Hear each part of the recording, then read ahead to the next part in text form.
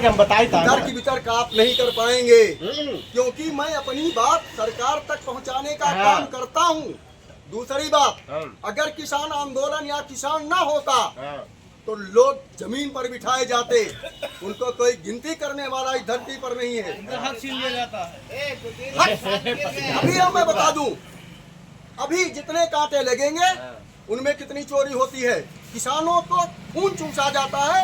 आपने बोला कहाँ पर चोरी होती है नेताजी? हर जगह समितियों में जो क्रय केंद्र खोले गए हैं, मैं चैलेंज देता हूं कि उनमें हर जगह चोरी होती है। आपको बता दें, एक बनिया की दुकान पर जाइए, आप 100 ग्राम 1 किलो चीनी ले लीजिए और दूसरी दुकान पर आप चले जाइए, अगर वो 1 किलो साबित कर देगा तो 500 रुपया जुर्माना दूंगा। निश्चित कुछ ना कुछ कांटों में कम है।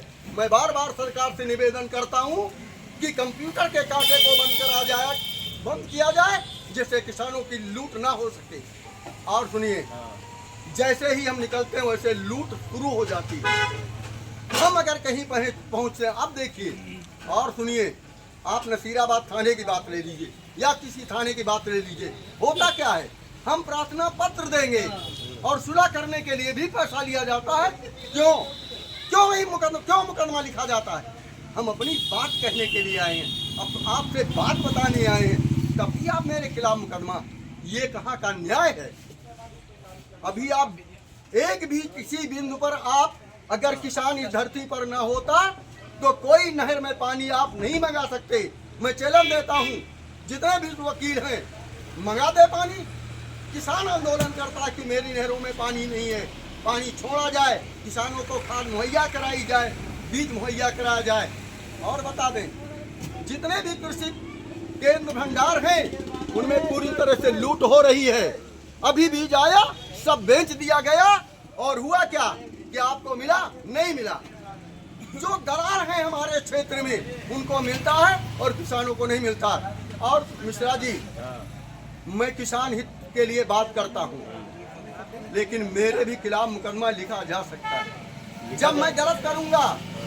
और एक चीज और बता दें, हमारे देश में जब भीमराव अम्बेडकर साहब ने जब संविधान की रचना किया तो उसमें सीधा लिखा गया है कि यदि किसान या कोई भी आदमी अपनी बात रखने के लिए आंदोलन कर सकता है, लेकिन वो आंदोलन सीमित करेगा, तोड़ फोड़ नहीं करेगा, वो आंदोलन किया जाएगा। लोगों ने इस पर विचार किया कि यदि ये आंदोलन को समाप्त कर दिया जाए, सरकार चाहती थी कि ऐसे आंदोलन ना किए जाएं, इन पर पाबंद किए जाएं, लेकिन आज तक रोक नहीं लग पाई, क्योंकि भीमराव अम्बेडकर साहब ने ये कानून बनाया था। आप वितर्क नहीं कर पाएंगे, आपकी बात इतनी वहां तक नहीं पहुंचे। नेताजी ये बताइए, अब जी खाद के विषय में बताइए, खाद का क्या माहौल है क्षेत्र में? नसीराबाद खाद के बारे में सरकार ने 60 लाइसेंसधारियों को निरस्त करने के बाद जो समस्या आज किसान के लिए आफत बनी हुई है, वो जांच होने पर वो सारे भ्रष्टाचार में लिप्त पाए गए। सरकार ने, कृषि जिलाधिकारी ने 60 ऐसे लाइसेंसधारियों को निरस्त कर, जो हमारे यहाँ खाद की समस्या आई है, वो समस्या यही आई है। यही नहीं, पूरे रायबरेली जिले में ऐसी स्थिति पैदा है।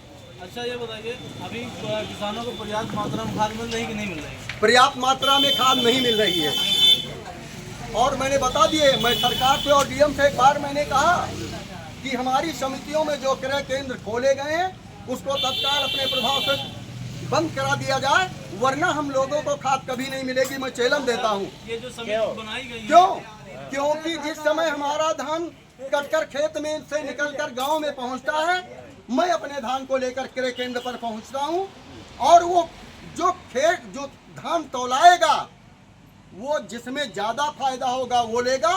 हमारे किसान के लिए वो खाद उपलब्ध नहीं करा पाता। और मैं बार बार निवेदन करता हूं सरकार से कि कांटे को बंद करा दिया जाए, तब किसानों को उपलब्ध करा पाएंगे, वरना कभी भी किसान रोता रहेगा, खाद उपलब्ध नहीं करा पाएगी। ये बात सबसे बड़ी आपकी सारी बातों में दिक्कत एक है कि ये डिजिटल कांटा बंद होना चाहिए, है ना? दो चीज, डिजिटल कांटा बंद कर दिया जाए। हाँ, लोहे वाले कांटे में आपको कोई दिक्कत नहीं, उसमें 420 नहीं होती है।